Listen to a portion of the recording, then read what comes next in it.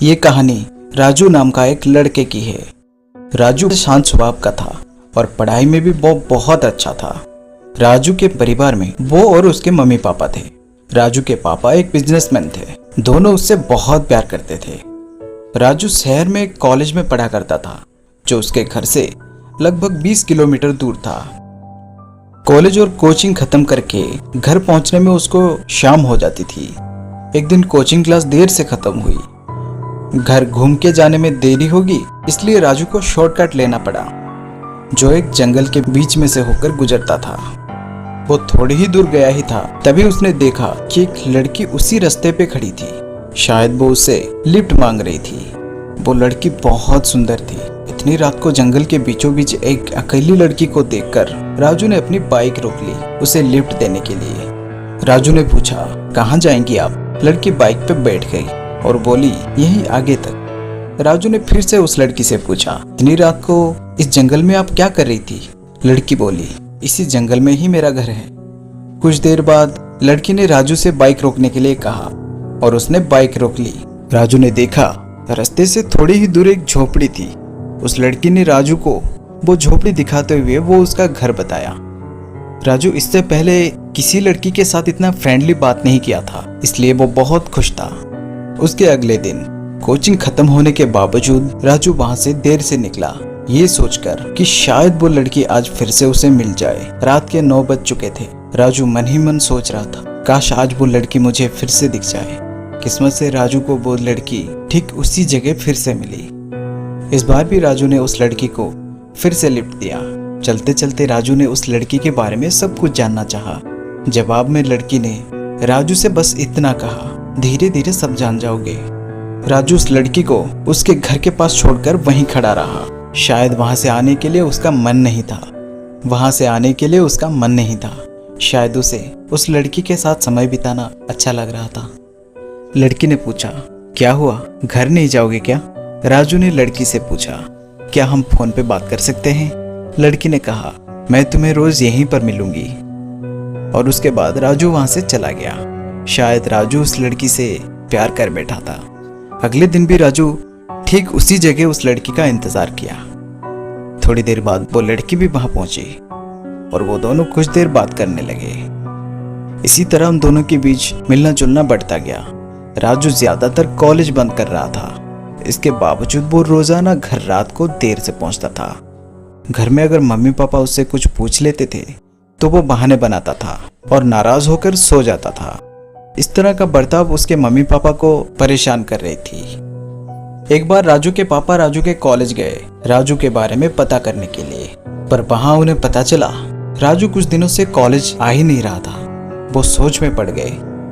राजू घर से कॉलेज के लिए आता तो था, पर जा कहाँ रहा था? ये बात जानकर उसके पापा वहां से लौट गए। राजू घर लौटने के बाद उसके पापा वो कहाँ गया था पूछे। राजू के पास कोई जवाब नहीं था। वो गुस्से में बिना खाए पिए ही सो गया। उस दिन राजू की मम्मी पापा सो नहीं पा रहे थे।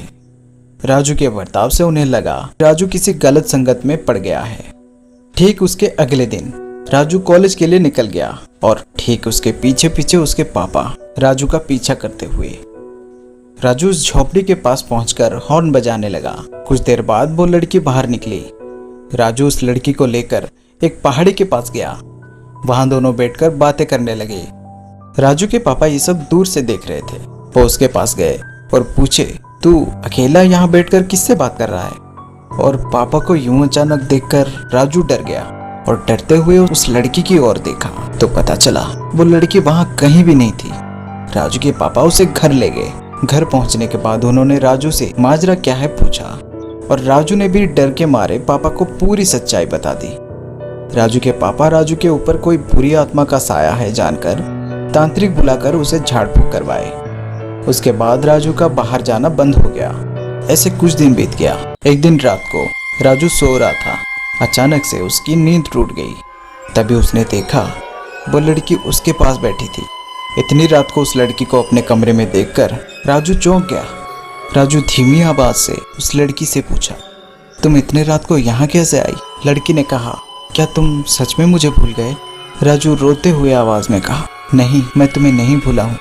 लड़की ने राजू का हाथ पकड़ा और उसके साथ जाने के लिए कहा। राजू भी बिना सोचे उसके साथ चला गया।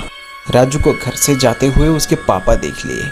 जरूर कुछ गड़बड़ है ये सोचकर वो भी उसके पीछे पीछे गए, उसी पहाड़ी के ऊपर जहां वो दोनों अक्सर मिलते थे। राजू को उसके पापा पीछे से जोर जोर से पुकार रहे थे, पर वो सुन नहीं रहा था क्योंकि राजू उस लड़की के वश में था। आगे एक गहरी खाई थी, राजू उसी खाई की ओर बढ़ रहा था, इसलिए राजू के पापा दौड़ कर गए राजू को बचाने के लिए। राजू ठीक उसी खाई की ओर पैर बढ़ा ही रहा था कि तभी उसके पापा उसे पीछे से पकड़ लिए और एक सख्त चांटा जड़ दिए उसके गाल पर।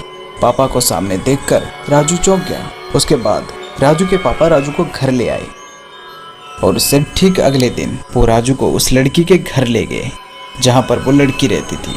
सच्चाई ये थी, उस घर में 8 सालों से कोई नहीं रहता था। दरअसल वो एक खंडर था। ये सब देखकर राजू समझ गया कि वो जिस लड़की से प्यार करता था वो कोई साधारण लड़की नहीं, वो किसी की आत्मा थी।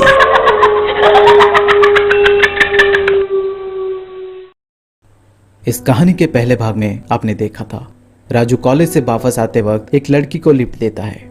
लड़की इतनी सुंदर थी कि पहली नजर में ही राजू को उससे प्यार हो गया।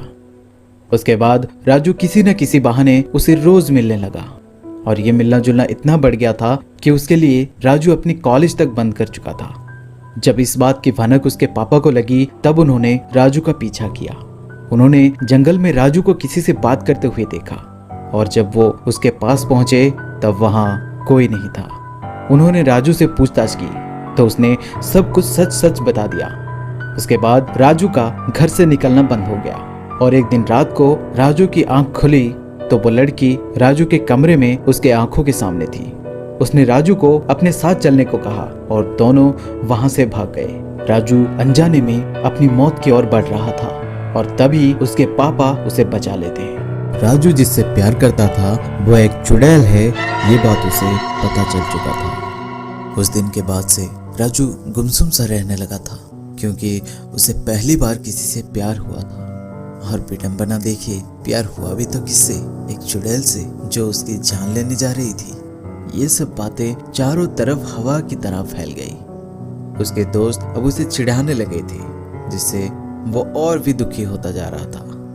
अब राजू अपनी दोस्तों से भी अलग रहने लगा था। राजू को इस हाल में देखकर उसके पापा दिल्ली पढ़ने भेज दिया। उन्हें लगा नई जगह नई दोस्तों के साथ राजू अपने आप को बदल पाएगा और वो इस बार भी सही थे। वहाँ राजू के कुछ दोस्त भी बन गए थे। अब राजू धीरे धीरे नॉर्मल होने लगा और इसमें सबसे बड़ा हाथ श्रुति का था। श्रुति और राजू दोनों एक ही कॉलेज में पढ़ते थे और दोनों बहुत अच्छे दोस्त थे। समय के साथ दोनों की दोस्ती प्यार में बदल गया था और इस तरह कुछ साल बीत चुके थे। राजू को एक अच्छी नौकरी भी मिल चुकी थी। आज इतने सालों बाद राजू पहली बार अपने घर वापस आया था। उसके माँ और पापा खुशी से फूले नहीं समा रहे थे। उसी दिन रात को राजू की माँ और बाबूजी बात कर रहे थे। राजू अब शादी के लायक हो गया है, क्यों ना उसकी शादी कर दी जाए। कल सुबह हम इस बारे में उससे बात करेंगे। अगले दिन उसकी माँ राजू से उसकी शादी की बात करती है।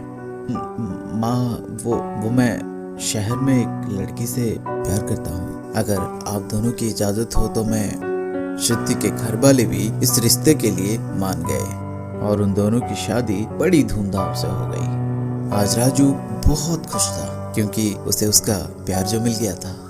वो कमरे में दाखिल हुआ तब श्रुति घूंघट में अपना चेहरा छुपाए सर झुकाए अपने बेड पे बैठी थी।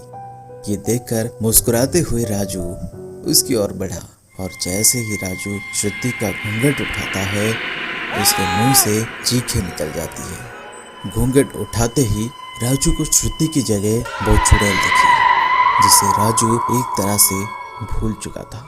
वो बहुत घबरा गया। उसे इस तरह देखकर श्रुति बहुत हैरान हुई। श्रुति ने राजू से पूछा, क्या हुआ, भूत देख लिया क्या? डरे हुए राजू ने जवाब दिया, नहीं, मेरी तबीयत कुछ ठीक नहीं है, तुम सो जाओ। श्रुति को राजू के इस तरह का बर्ताव बहुत अजीब लग रहे थे। श्रुति राजू को कुछ न बोलते हुए सो जाती है, पर राजू को उस रात नींद नहीं आ रही थी। उसे श्रुति की चिंता चैन से सोने नहीं दे रही थी। सुबह होते ही राजू अपने माँ से इस बारे में बात करता है मुझे श्रुति के लिए बहुत चिंता हो रही है माँ। उसे इस बारे में कुछ भी नहीं पता है। मुझे डर है कहीं वो चुड़ैल उसे कोई नुकसान न पहुंचा दे। नहीं माँ, मैं उसे यहाँ से दूर रखना चाहता हूँ। अपने बेटे से ये सब बातें सुन के उन्हें भी बहुत चिंता हुई। उन्होंने राजू को श्रुति को अपने साथ शहर ले जाने की सलाह दी और फिर उसी दिन राजू श्रुति को लिए वहां से चला जाता है। दोनों ही खामोश थे और अपने कार में शहर की ओर जा रहे थे कि तभी श्रुति अपनी खामोशी तोड़ते हुए राजू से पूछी, कल रात को तुम्हें क्या हुआ था? राजू इस बात को इग्नोर करते हुए इधर उधर की बातें करने लगा कि तभी अचानक श्रुति की नजर सामने चली गई और उसने जोर से चिल्लाया, आगे देखो। कार के सामने एक लड़की अचानक आ गई थी। राजू कार से उतरकर देखने चला गया। तब उसने देखा वो लड़की बेहोश पड़ी थी। देर न करते हुए उसने उस लड़की को अपनी कार में अस्पताल ले जाने लगा।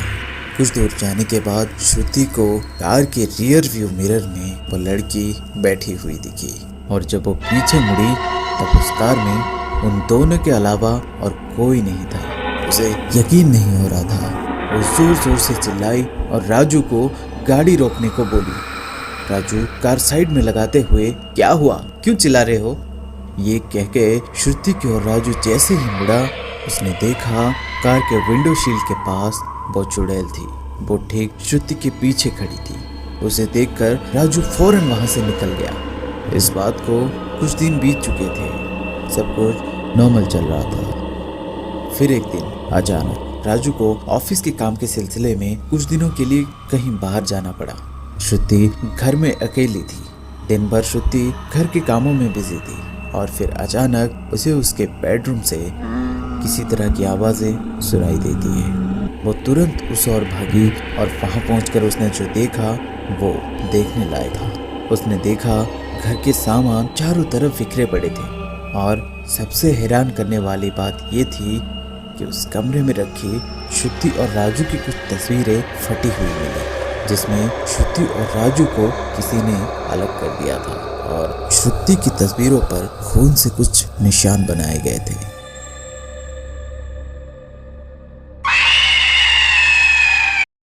कार वाले हादसे को कुछ दिन बीत चुके थे जब और एक हादसा श्रुति के साथ हुआ और यह हादसा तब हुआ जब राजू किसी काम से बाहर गया हुआ था। श्रुति घर में अकेली थी। वो घर के कामों में बिजी थी कि तभी बेडरूम से किसी तरह की आवाज श्रुति को सुनाई दी। वो तुरंत उस ओर भागी और वहां पहुंचकर जो नजारा उसने देखा वो देखने लायक था। उसने देखा घर के सामान चारों तरफ बिखरे पड़े थे और सबसे हैरान करने वाली बात यह थी कि उस कमरे में रखी श्रुति और राजू की कुछ तस्वीरें फटी हुई मिली, जिसमें श्रुति और राजू को किसी ने अलग कर दिया था और उसमें श्रुति की तस्वीरों पर खून से कुछ निशान बनाए गए थे। घर की ऐसी हालत देख पहले श्रुति को लगा शायद घर में कोई चोर घुसा होगा। वो दौड़ते हुए अलमारी तक गई और जब उसने अलमारी खोला तब श्रुति हैरान रह गई, क्योंकि अलमारी में रखे पैसे और श्रुति के जेवर वैसे के वैसे पड़े थे। इस बीच श्रुति की नजर उन फोटोज पर पड़ी जिन पर खून से कुछ निशान बने हुए थे। यहाँ पर सोचने वाली बात ये थी कि कमरे में रखी सारी की सारी कीमती सामान वैसे के वैसे थे। अगर घर में चोर घुसा था तो उसने कुछ चुराया क्यों नहीं, और फिर उन फोटोज को फाड़कर उसे क्या मिला होगा। इससे ये बात तो साफ हो चुका था कि घर में जो कोई भी घुसा था वो चोरी के इरादे से नहीं घुसा था। तो फिर वो कौन था और क्या थे उसके इरादे? श्रुति के मन में बिल्कुल यही सवाल बार बार आ रहे थे। ये सब सोचते हुए उन बिखरे पड़े सामान को उठाने के लिए श्रुति जैसे ही नीचे झुकी वैसे ही किसी ने पीछे से श्रुति को बहुत जोर से धक्का दिया, जिससे लड़खड़ाती हुई श्रुति दीवार से जा टकराई।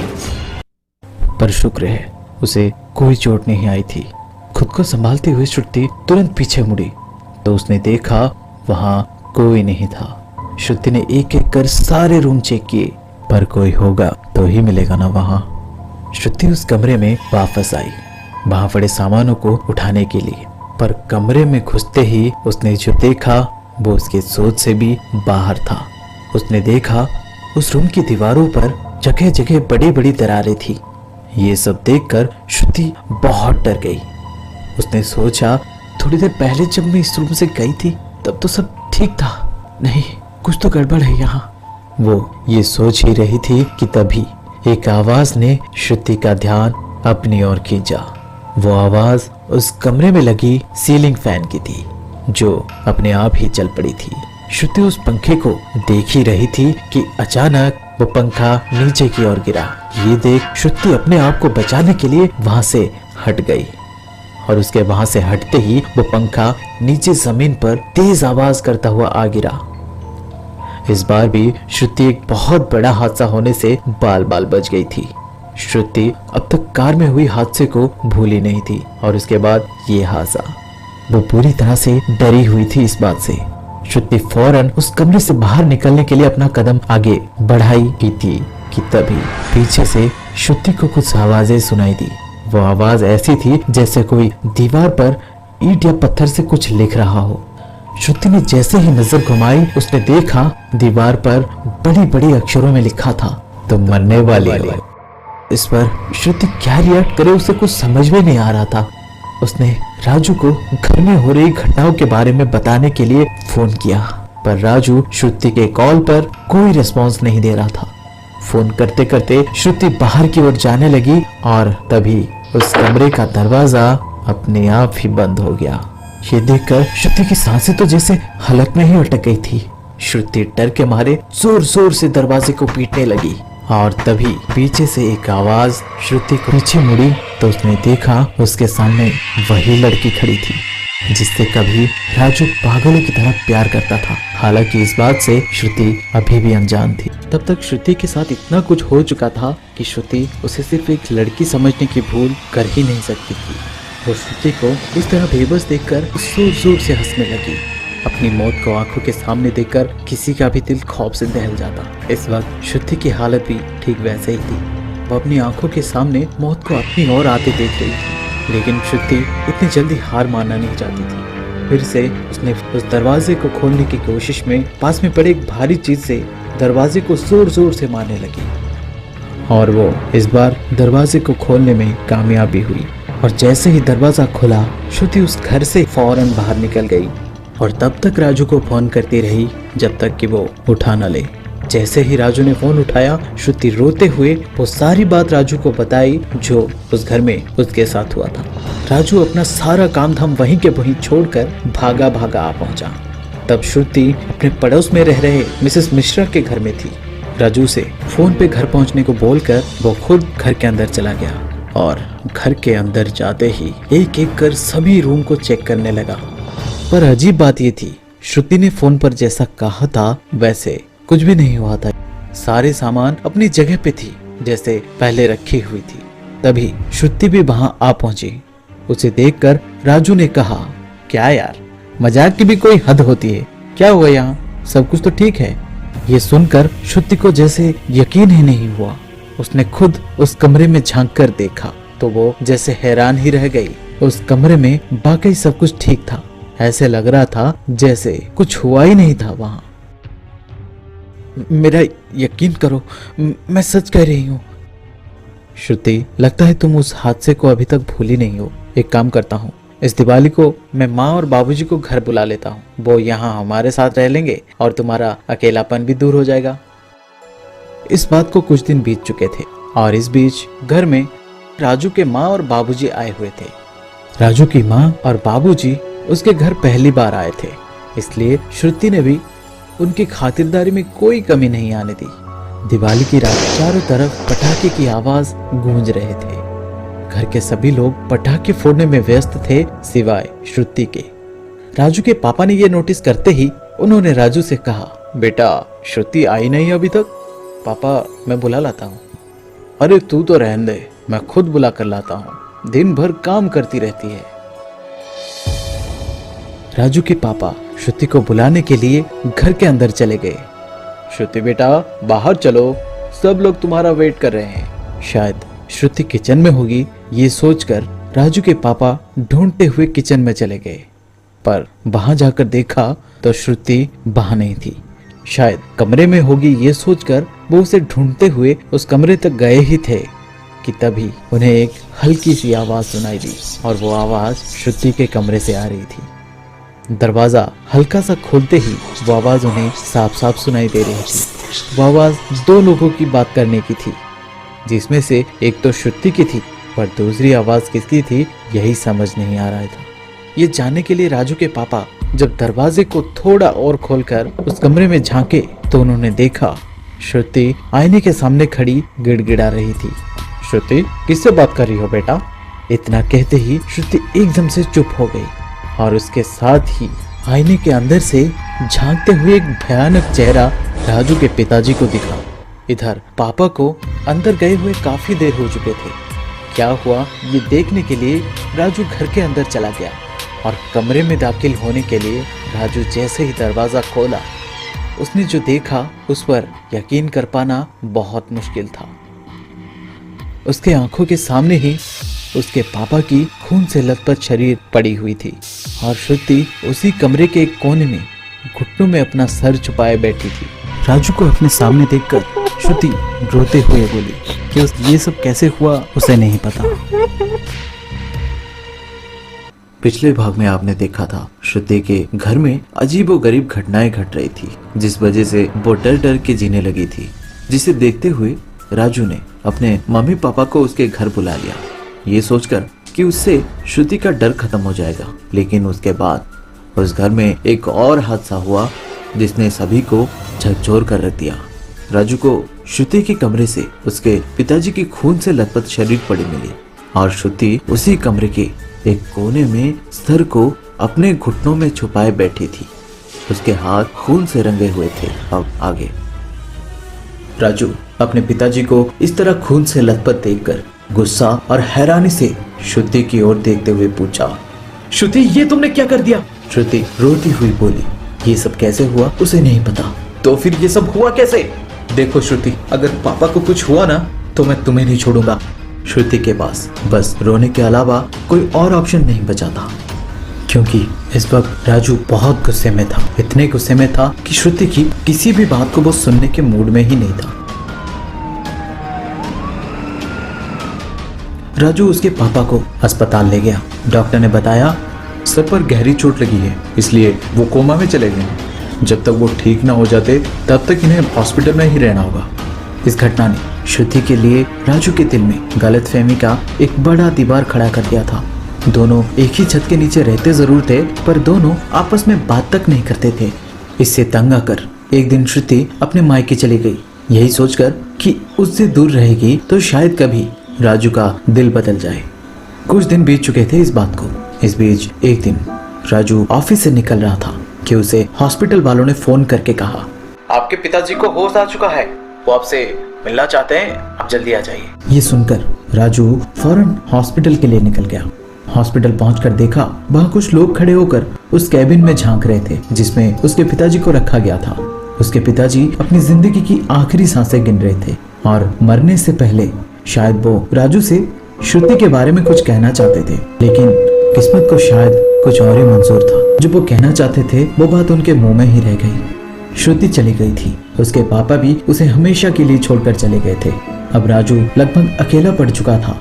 उसने अपनी नौकरी छोड़ दी और अपनी माँ को लेकर वापस वहीं लौट गया जहाँ से उसने अपना सफर शुरू किया था। गांव जाने के बाद राजू अपने पापा का बिजनेस संभालने लगा था। एक दिन जब दिन भर के काम से थका हारा राजू रात को गहरी नींद में सो रहा था, तब उसे सोते वक्त कुछ अजीब सा महसूस होने लगा, जिससे राजू की नींद अचानक खुल गई। तो उसने देखा वो चुड़ैल उसके पास बैठी उसके बालों को सहला रही थी। उस चुड़ैल को अचानक अपने सामने देखकर राजू की धड़कनें तेज हो गई।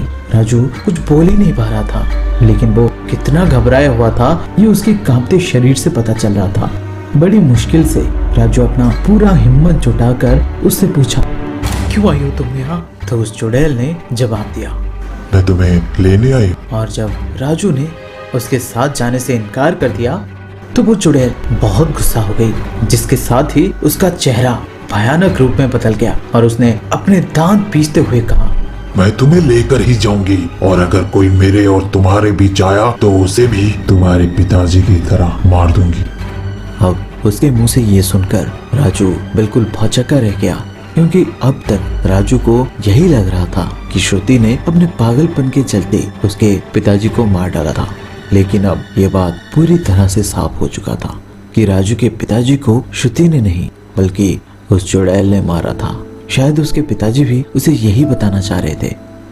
असलियत जानने के बाद राजू को उस पर गुस्सा तो आ रहा था, पर वो लाचार था उसके आगे, क्योंकि वो जानता था कि वो चाहकर भी उसका कुछ नहीं बिगाड़ सकता। इतना कहने के बाद वो चुड़ैल तो वहां से चली गई, पर उसके जाने के बाद राजू रात भर सो नहीं पाया। उसे श्रुति की फिक्र सताने लगी, क्योंकि राजू को पता था वो चुड़ैल श्रुति को ही अपना अगला निशाना बनाएगी। वो बार बार श्रुति को फोन लगाया जा रहा था, पर श्रुति फोन नहीं उठा रही थी। शायद इतनी रात को सो रही होगी, ये सोचकर राजू ने उसे एक मैसेज कर दिया कि वो कल उसे लेने आ रहा है। लेकिन अगले दिन जब राजू श्रुति के घर पहुंचा, तब उसके घर वाले उसे देखकर बहुत परेशान हो गए। बात क्या है पूछने पर उन्होंने कहा, आज सुबह आपका एक्सीडेंट हो गया, ऐसा किसी ने फोन करके कहा, तो श्रुति आपको ढूंढते हुए अस्पताल गई है। ये सुनकर राजू पर जैसे बिजली गिर गई। वो एकदम से उठा और वहां से भागा श्रुति को ढूंढने के लिए, पर बदकिस्मती से उसे श्रुति कहीं भी नहीं मिली। तब उसे याद आया कि जब वो पहली बार उस चुड़ैल से मिला था, तब उसने कहा था वो जंगल ही उसका घर है और वो हमेशा उसे वहीं पर मिलेगी। श्रुति को ढूंढते हुए राजू जब जंगल में पहुंचा, तब कोई लड़की अचानक से उसके गाड़ी के सामने आ गई। ये देखकर राजू ने फौरन ब्रेक लगाई और गाड़ी से नीचे उतरकर उसने देखा वो लड़की कोई और नहीं थी बल्कि श्रुति ही थी। गाड़ी से टकराने की वजह से श्रुति बेहोश हो गई थी। ये देखकर राजू बहुत गुस्सा हो गया और चिल्लाते हुए बोला, ले जाओ मुझे और मेरे परिवार को छोड़ दो। और उसके इतना कहते ही उसके आसपास के चारों तरफ धुआं धुआं सा हो गया और उसी धुएं में से वो चुड़ैल चलती हुई राजू के पास आई और उसके हाथों को पकड़कर उसे अपने साथ ले जाने लगी ही थी कि किसी ने राजू का हाथ पकड़ लिया। राजू ने पीछे मुड़ के देखा तो श्रुति राजू का हाथ पकड़ी हुई थी और वो ऐसा दिख रही थी जैसे वो श्रुति नहीं बल्कि कोई और थी। वो गुस्से में गुर्राते हुए अजीब सी आवाज में बोली, मेरे जीते जी मैंने मेरे बच्चे को एक खरगोश तक नहीं आने दी, तो मेरे मरने के बाद मैं उसे तेरे हाथों मरता कैसे देख सकता हूँ। इतना बोलकर श्रुति ने अपना हाथ किसी धारदार हथियार की तरह उस चुड़ैल के सीने में घुसेड़ दी और उसका दिल निकालकर जमीन पर फेंक दी। उसके ऐसा करते ही वो चुड़ैल वहीं के वहीं राख में बदल गई। ये सब देखकर राजू को समझने में देर नहीं लगी कि आज फिर से उसके पापा ने उसकी जान बचाई।